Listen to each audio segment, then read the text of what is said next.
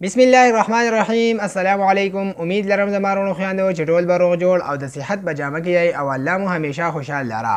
نن درته د الله پاک صفاتي نوم المؤخر جل جلاله د دې معنا او یو څو ډېر بهترین خواص ښایم چې زموږ دپاره پکې ډېرې فایدې او برکتونه دي.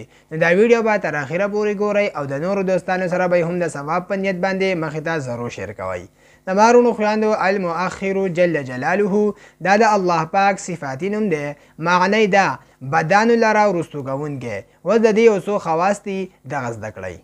نمبر 1 وړاندنی خاصیت دا دی د مارونو خویندو چې څوک هم په کثرت سره دا المؤخر د دې وظیفه کوي نو انشاء الله د ریښتونې توبې توفیق به ورته نصیب شي.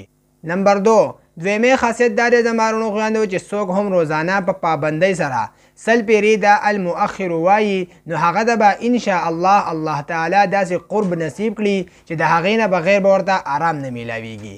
نمبر 3 درېمې خاصیت دا دی د مارونو خویندو علما فرمایي چې څوک المقدم المؤخر دا یو ځای وایي او کله څه مشکل لاشي او یویشت پیری المقدم المؤخر ووایي نو انشاء الله مشکل به یې آسان شي.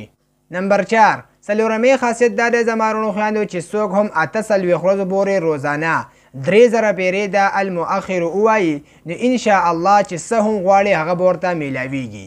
نمبر 5 پنځمې خاصیت دا دی د مارونو خویندو چې څوک هم 140 پیرې د المؤخر ووایي نو انشاء الله د هغه نفس به تابعدار شي.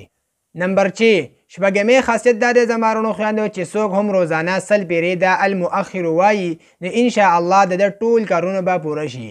نو دا دوستانو د الله پاک صفاتي نوم المؤخر جل جلاله د دې معنا او یو څو ډېر بهترین خواص. امید دی چې تاسو به پې پوه شوي یئ. دا ویډیو مخې ته ضرور شیر کړئ او موږ په خپل دعاګانو کې ضرور یاد ساتئ. تر د بلې ویډیو پورې راته راکړئ اجازت. جزاک الله.